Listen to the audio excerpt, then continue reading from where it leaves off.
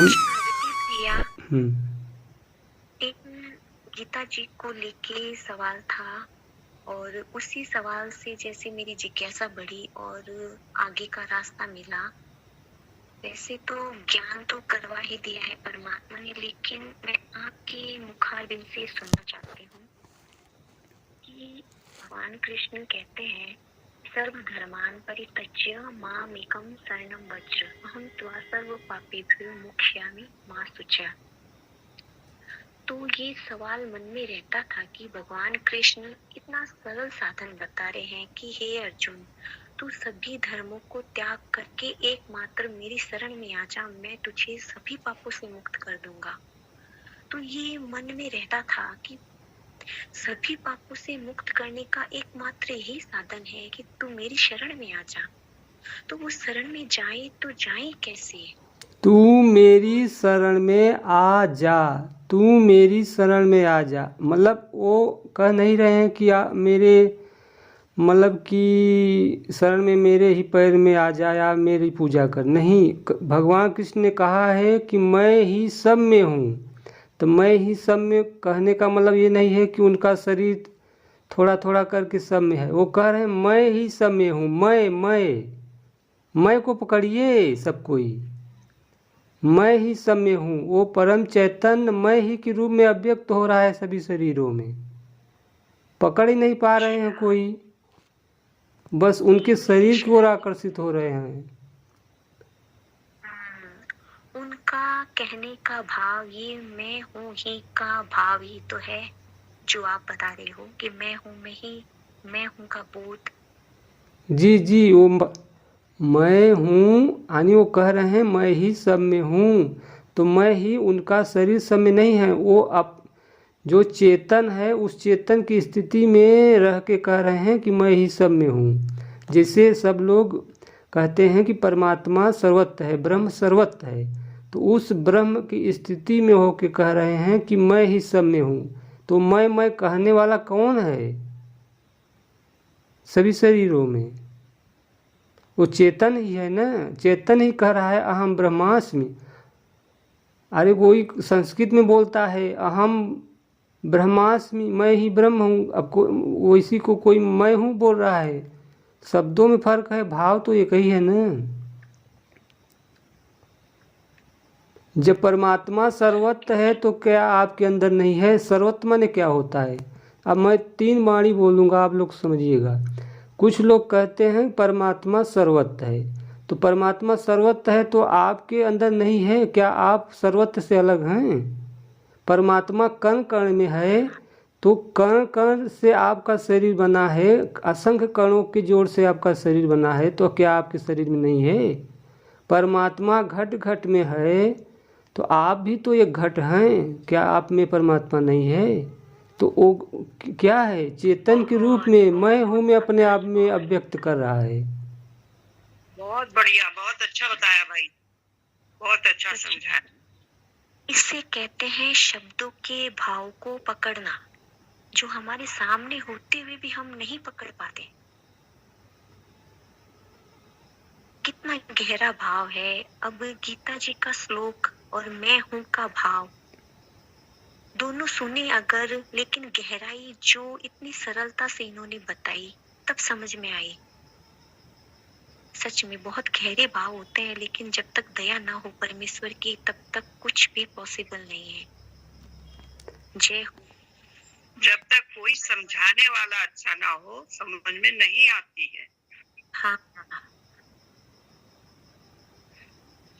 दोनों ही चीजें जरूरी है, जिज्ञासा और जिज्ञासु, और जिज्ञासा को शांत करने वाला।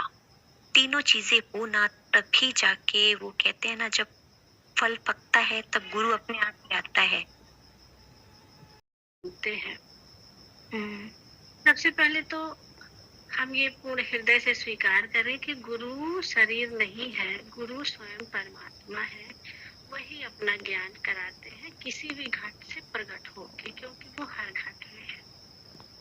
तो कबीरदास जी का बहुत ही सुंदर सा भजन है, इसमें आप सब पूरा एकदम एक एक चीज क्लियर होगा। सतगुरु पूरन ब्रह्म है, विनय करे कर जोर, भाव सहित दर्शन करे, नजर नया में और।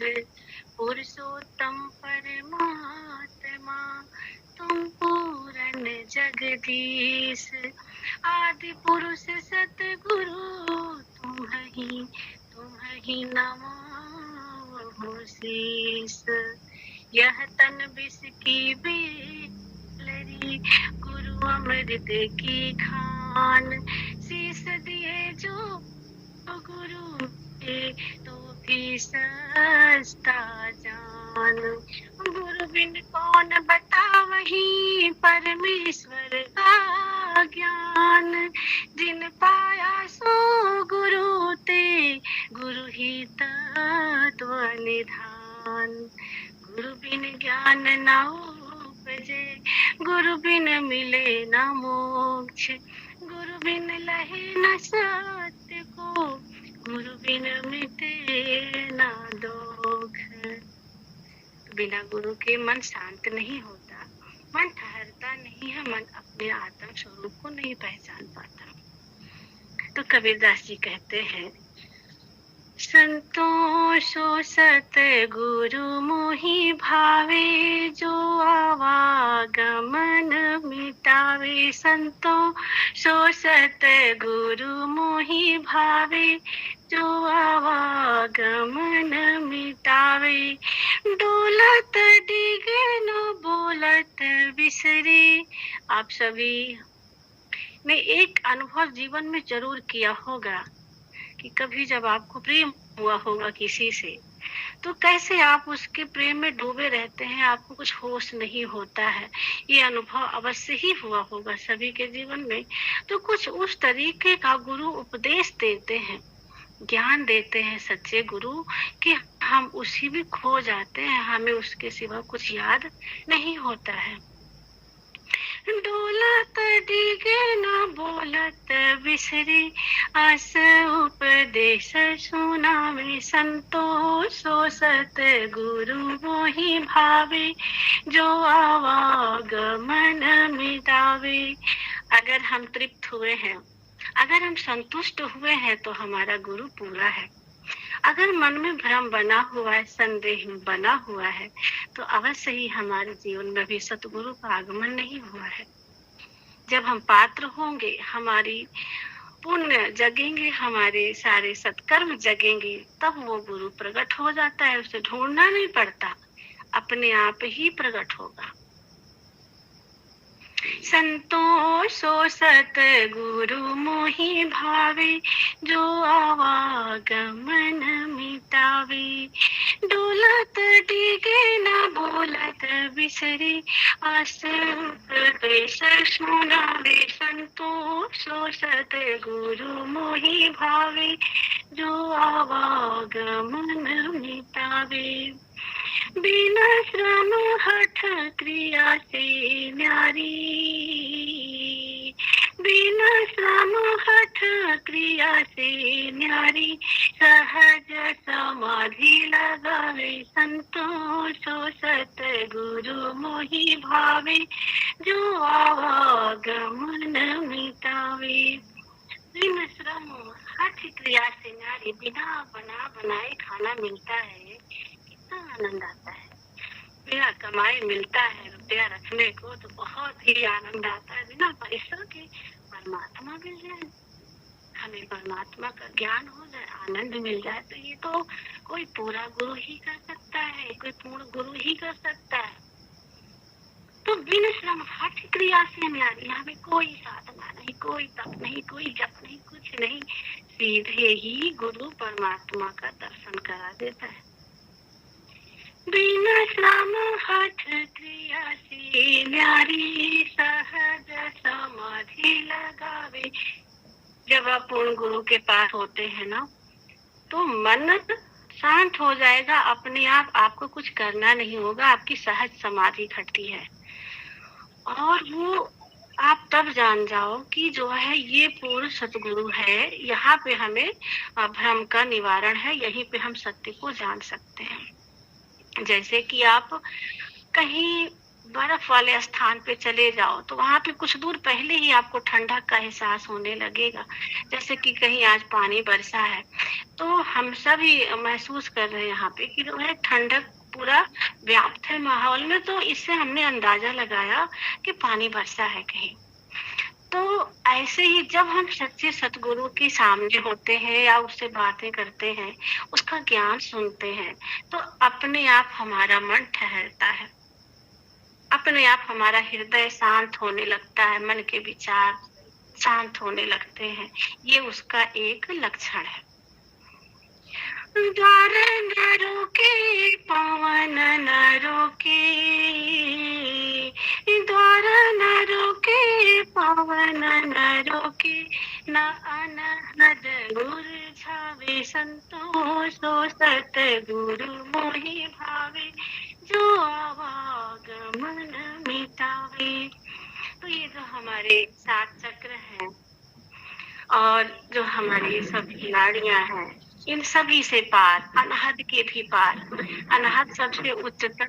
ज्ञान सिंगारिया जी प्लीज फोन आप म्यूट करें। ज्ञान प्लीज फोन म्यूट करें। आप सभी इस बात का विशेष ध्यान दिया करें। फोन ज्ञान जी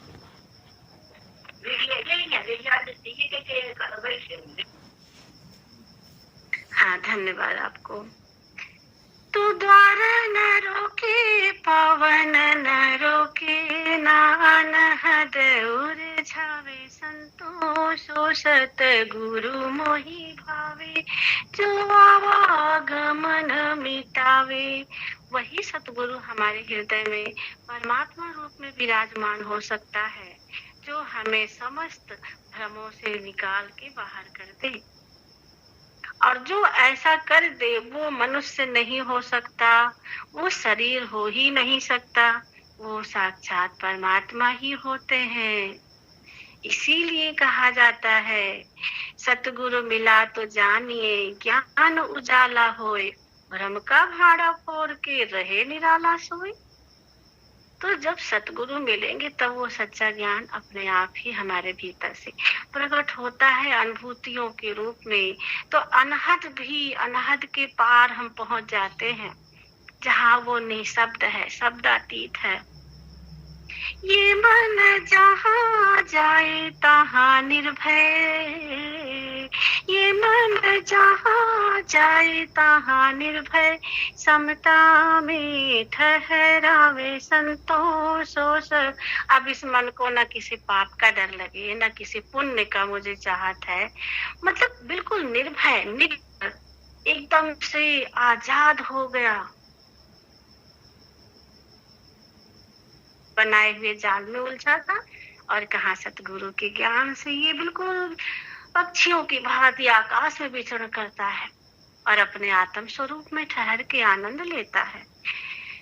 ये मन जहाँ जाए तहाँ निर्भय, निर्भयता आ गई हो, मन में कोई भ्रम नहीं हो, मन में कोई संशय नहीं हो, हृदय पे कोई बोझ नहीं हो, आत्मा में कोई अपने आप में कोई पीड़ा की अनुभूति ना हो, तो आप हैं ज्ञान में, आप स्वयं सच्चिदानंद में स्थित है, आत्मा में स्थित है। ये मन जहाँ जाए तहाँ निर्भय, समता में ठहरावे संतोषो सत। कहते कबीरदास जी कि ये मन जहाँ जाए तहाँ निर्भय, समता में ठहरा। भय किस बात का है? कुछ खोने का भय, कुछ मिटने का भय, कुछ कोई चुरा न ले, कोई ले न ले, है ना। मतलब भय हमेशा दो में होता है, लेकिन ये मन जब ठहर जाता है ना तो दो होता ही नहीं है, सिर्फ एक असच्चिदानंद स्वरूप बचता है। तो वो उसी आनंद में हमेशा आनंदित रहता है, तो वहां कोई डर वर नहीं रहता, वो निडर हो जाता है, क्योंकि उसको पता हो जाता है कि अब तो हम इस समस्त ब्रह्मांड में पूरा परमात्मा एक एक घड़ी, एक एक पल, मतलब वो हमारे पे दृष्टि रखता है ना, हमारे लिए सब कुछ हो रहा है। तो ये मन जहाँ जाए तहाँ निर्भय समता में ठहरावे संतों सो सतगुरु मोहि भावे जो आवागमन मिटावे। अब एक बहुत बड़ी और गंभीर बात आगे कहते हैं कबीरदास जी कि कर्म करे फिर रहे अकर्मी ऐसी युक्ति बतावे। ऐसी युक्ति बताते हैं गुरु कि आप कर्म भी करो और अकर्मी भी रहो। कितना मजा आएगा जब आप कर्म करते रहो और उसका कोई फल ना मिले, तो पाप पुण्य बचता ही नहीं है। तो ऐसी युक्ति, ऐसा सत्य, ऐसा ज्ञान वो सच्चा सतगुरु देता है।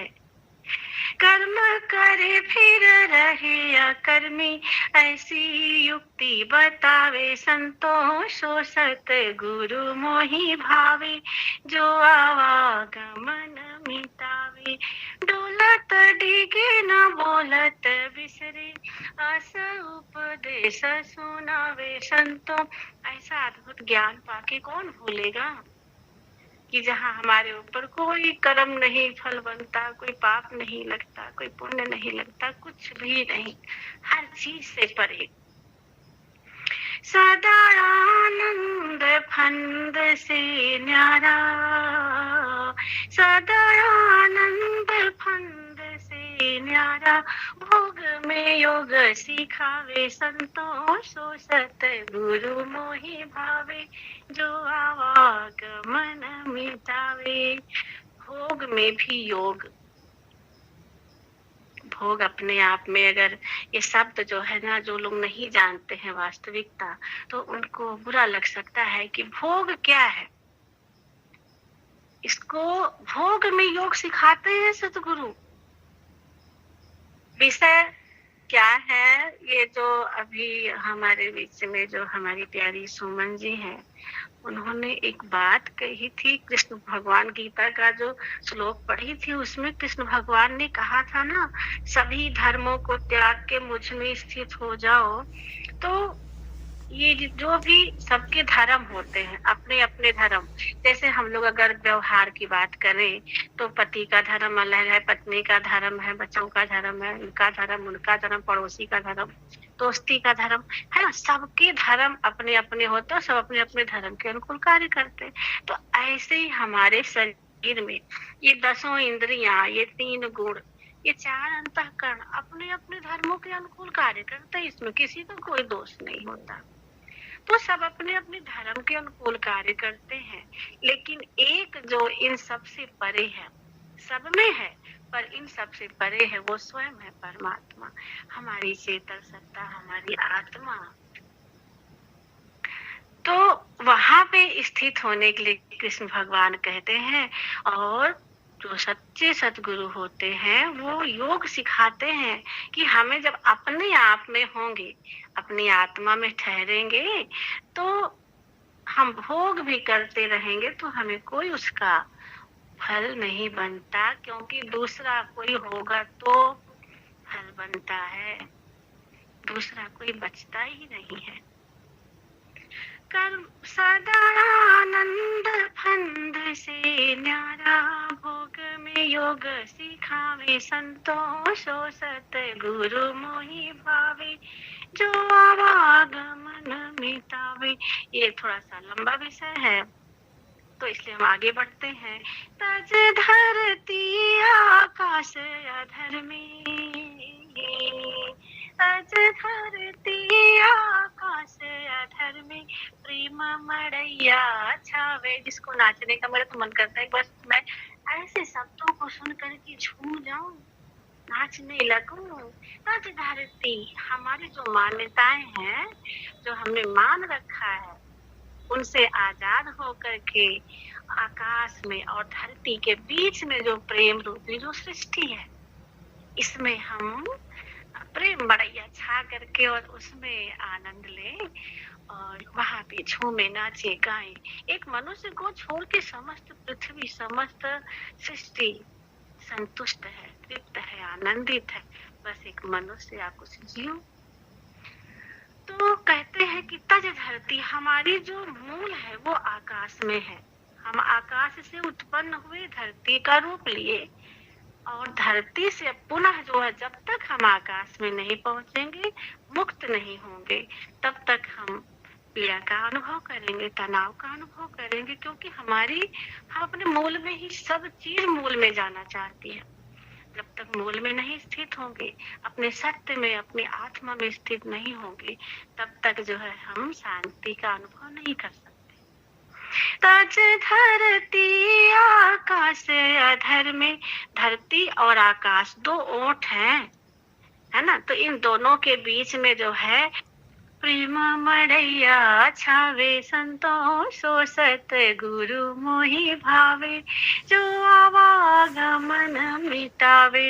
आवागमन कब मिटेगा? जब हमारी इच्छाएं तृप्त हो जाएंगी। और इच्छाएं तृप्त होंगी कब? जब हम मूल में पहुंचेंगे, अपने सत्य में स्थित हो जाएंगे, तो हमारी इच्छाएं तिरोहित हो जाएंगी। क्योंकि इच्छा, कामना, वासना हमेशा दो में होता है, एक में कुछ भी नहीं होता।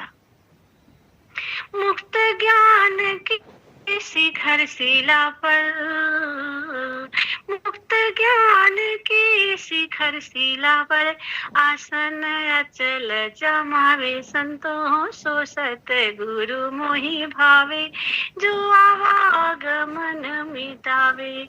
जब मुक्ति का ज्ञान मिला, मुक्ति का ज्ञान वही दे सकता है जो स्वयं मुक्त हो। तो जब मुक्त ज्ञान मिला, ऐसी शिखर शिला पे, ऊंचाई पे, वहां पहुंचने के बाद दूसरा कोई है ही नहीं, हम स्वयं ही हैं। आसन अचल जमा, तो आसन लग जाता है वहां पे। एक बार जो वहां पहुंच गया तो सो पहुंच गया, पार हो गया तो पार हो गया। तो जब पार हो गया तो वहां से वो हट नहीं सकता, स्थिति फिर बिगड़ती ही नहीं है। वो अगर एक बार ऊंचाई में चला गया ना, तो चला गया, फिर वो अनंत में समा गया तो समा गया, अब उसे वापस नहीं आना होता। इसलिए जो सत्य को उपलब्ध हो जाते हैं, वो फिर से जो है कामनाओं में नहीं पड़ते हैं। मुक्त ज्ञान की शिखर शिला पर, एक एक शब्द बहुत महत्वपूर्ण है, कबीरदास जी का अद्भुत है। मुक्त ज्ञान की शिखर शिला पर, आचल अचल जमावे संतो सो सत गुरु मोहि भावे, जो आवागमन मिटावे। डोलत टिके न बोलत बिसरे, कुछ भी करते रहो, कुछ भी करते रहो, भूलता नहीं है वो। कुछ भी क्रिया होती रहती है, वो अपना जो होनापन है, जो सत्य है, जो सच्चिदानंद है, परमात्मा आनंद, वो भूलता नहीं है। डोलत डिगे न बोलत विसरे, आस उपदेश सुनावे संतो सो सत गुरु मोहि भावे, जो आवागमन मिटावे। बड़ी खूबसूरत बात आगे बोलते हैं। भीतर बाहर एक ही देखे हो, भीतर बाहर एक ही देखे, दूजा भरम मिटावे।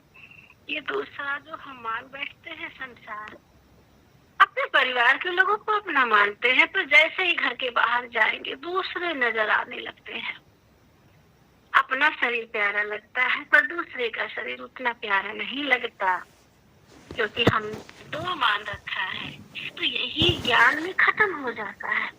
भीतर बाहर कहीं देखे, बिल्कुल पारदर्शिता, एकदम द्वैत का भाव ही खत्म हो गया, कोई दूसरा बचा ही नहीं।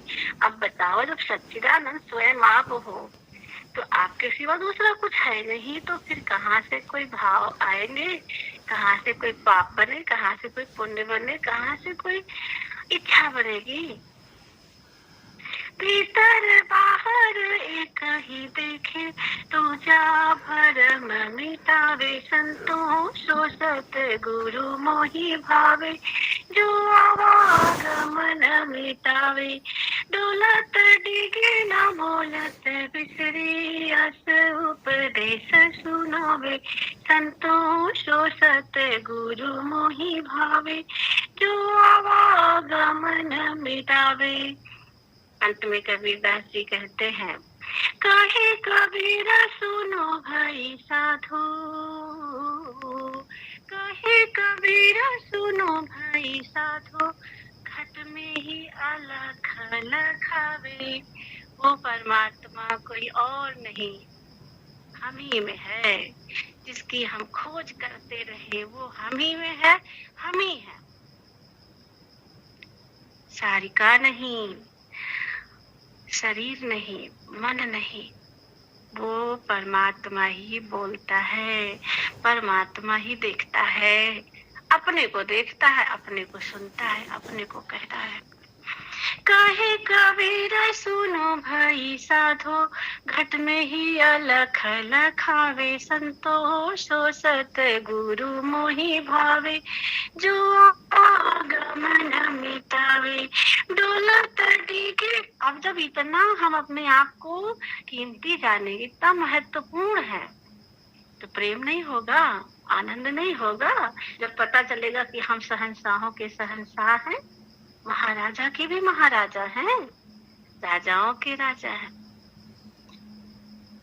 कहे कबीरा सुनो भाई साधो, घट में ही अलख लखावे। जो नहीं देखा जा सकता वो इस शरीर से प्रकट रूप में दिखता है।